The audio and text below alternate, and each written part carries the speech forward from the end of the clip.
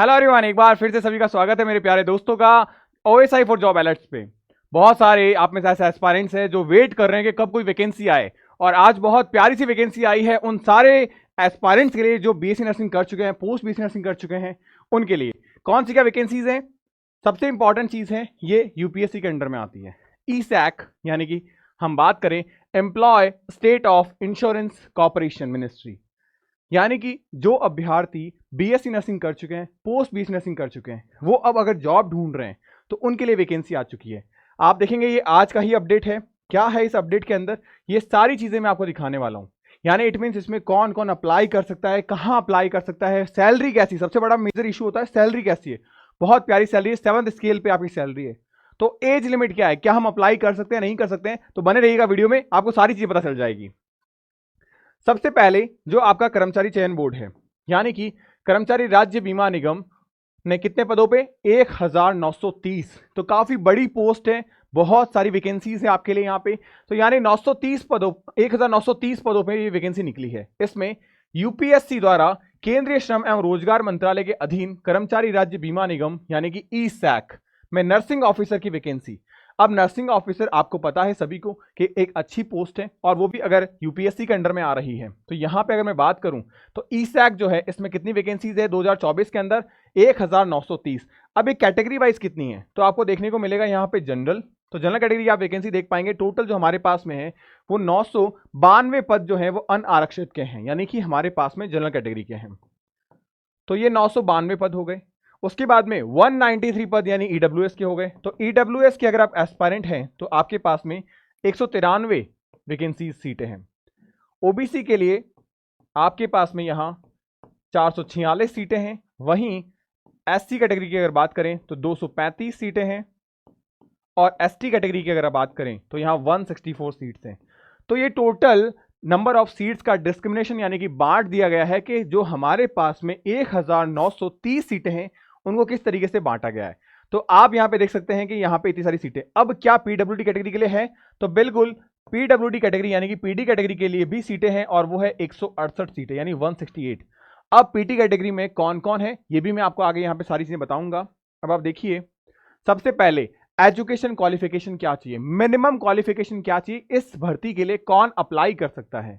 मान्यता प्राप्त संस्थान से बीएससी नर्सिंग यानी कि आप आईएनसी अप्रूव किसी यूनिवर्सिटी या कॉलेज से बीएससी नर्सिंग होना चाहिए, या जीएनएम का कोर्स, और 1 साल का मिनिमम एक्सपीरियंस होना चाहिए, यानी 1 ईयर का प्रैक्टिकल एक्सपीरियंस आपके पास में होना चाहिए। आप किसी प्राइवेट संस्थान से, किसी गवर्नमेंट संस्थान से उस एक्सपीरियंस सर्टिफिकेट को आप बनवा सकते हैं और अप्लाई कर सकते हैं। अब आयु सीमा क्या है, यानी जो भी उम्मीदवार इसके लिए अप्लाई करना चाहता है, न्यूनतम आयु आपके पास में 18 साल, यानी कम से कम 18 साल तो आपकी उम्र होनी ही चाहिए। साथ ही साथ 40 वर्ष तक, ये एक अच्छा ऑप्शन है। 40 वर्ष तक की जो उम्र है के बच्चे हैं, या 40 साल की उम्र तक के जो अभ्यर्थी हैं, वो यहां पे अप्लाई कर सकते हैं। आरक्षित वर्गों में इनके लिए अलग अलग आयु सीमा है, यानी कि अगर आप किसी रिजर्वेशन कैटेगरी में आते हैं, कोई वीडो है या आपके दिव्यांगजन में आते हैं, तो यहां पे आपको अलग अलग रिलैक्सेशन दिया जाता है। फीस को लेकर बात करें तो सामान्य, अन्य पिछड़ा वर्ग, आर्थिक रूप से कमजोर यानी ओबीसी डब्ल्यूएस में 100 रुपए फीस है, मात्र 100 रुपए फीस में आप यहां भर सकते हैं।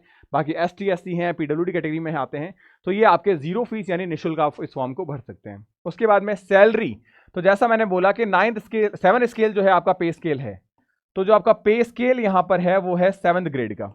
कौन सा? 7th ग्रेड का पे स्केल है। तो आपकी सैलरी देखिए, स्टार्टिंग सैलरी आपकी हो रही है 44,900, यानी 45,000 से आपकी सैलरी शुरू हो रही है।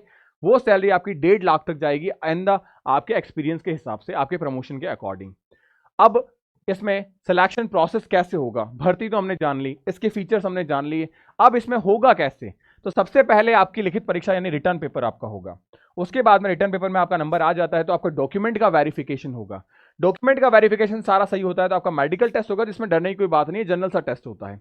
उसके बाद बात करें, आपकी फाइनल मेरिट लिस्ट निकलेगी। जैसे कि अगर आपके पास में यहां 1930 पोस्ट है तो करीब करीब 7,000 अभ्यर्थियों को लिस्ट में निकाला जाएगा, और उसके बाद यहां पे चुना जाएगा किनको? 1930 अभ्यर्थियों को। तो इस तरीके का जो सिलेक्शन प्रोसेस है वो यहां पे होगा ईसैक के अंडर में। अब आगे बात करें, क्या क्या डॉक्यूमेंट्स आपको रिक्वायर्ड हैं जिनको आप डॉक्यूमेंट वेरिफिकेशन में बनवाओगे। ये बहुत जरूरी चीज है, अगर आपने नहीं बनवाए हैं तो इनको बनवा जरूर लीजिएगा। बात करें डॉक्यूमेंट वेरिफिकेशन में, आवेदक का आधार कार्ड, आपका आधार कार्ड होना बहुत जरूरी है जो कि आपके पास होगा। जाति प्रमाण पत्र, पासपोर्ट साइज आप फोटो जरूर रखिएगा, ये फोटोज आपको कम से कम 4 चाहिए। एक्टिव ईमेल आईडी, ऐसी ईमेल आईडी जिसपे ये नोटिफिकेशंस वगैरह भेजें तो आप उसको रीड कर पाए, अपडेट कर पाए। मूल निवास प्रमाण पत्र आपके पास होना चाहिए। एक्टिव मोबाइल नंबर होना चाहिए जिसपे ओटीपी वगैरह इन्फॉर्मेशन आएगी। और सारे आपके शैक्षणिक दस्तावेज यानी आपका 10th का, 12th का, आपके जीएनएम या बीएससी नर्सिंग जो भी आपने कर रखा हो, साथ ही साथ 1 ईयर का जो एक्सपीरियंस सर्टिफिकेट है वो भी आपको यहाँ रखना है। और स्कैन किए सिग्नेचर यानी आपके खुद के साइन, जैसे चाहे आप हिंदी में करते हो चाहे आप इंग्लिश में करते हो, उन सिग्नेचर को आप यहाँ पे मेंशन कर सकते हैं। तो ये सारे के सारे डॉक्यूमेंट्स आप रेडी रखिए, क्योंकि जो आपकी प्रक्रिया है उसमें जो आप यहाँ पे फाइनल मेरिट से पहले आप डॉक्यूमेंट वेरीफाई करवाओगे, वहां पे ये चीजें बहुत आपके जरूरी काम आएगी। तो ये तो रही हमारे पास में जरूरी कागज। अब अगर मैं बात करूं कैसे अप्लाई कर सकते हैं, तो सबसे पहले आपको जानना होगा यूपीएससी के अंडर में है तो यूपीएससी की ऑफिशियल वेबसाइट upsconline.nic.in, इसके होम पेज पे जब आप जाओगे तो आपको कुछ इस तरीके का इंटरफेस दिखेगा। अब इस तरीके के इंटरफेस में आप देखोगे यहाँ पे आपको दिखाया गया है स्टेप ऑफ एप्लीकेशन। तो यहाँ सबसे पहले आपको रजिस्ट्रेशन करना है। अगर आप रजिस्ट्रेशन कर चुके हैं तो वेरिफिकेशन एंड डैशबोर्ड पे आप आ जाओगे, तो इस तरीके का इंटरफेस आपका खुल जाएगा। तो ईमेल आईडी, ओटीपी ये आपके तब आएंगे जब आप ऑलरेडी रजिस्टर्ड कर चुके हो। तो इस तरीके से अब आप ध्यान रखिए, जरूरी डॉक्यूमेंट को आपको स्कैन करके अपलोड करना है, as it is PDF file में अपलोड नहीं करना है।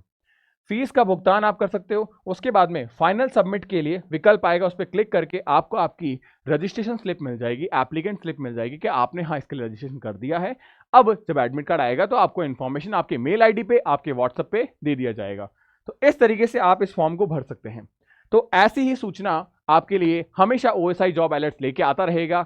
अब आपको कुछ नहीं करना, इस एग्जाम का फॉर्म भरिए और अपनी तैयारी पे लग जाइए, क्योंकि अगर आपका सिलेक्शन होता है तो सबसे ज्यादा हैप्पी हम ओएसआई फैमिली और आपकी खुद की फैमिली यानी कि आप और हम दोनों मिलकर हैप्पी रहेंगे। तो मिलते हैं ऐसी न्यू अपडेट्स के साथ में नेक्स्ट वीडियो में, तब तक के लिए मुस्कुराते रहिए, stay happy and stay healthy.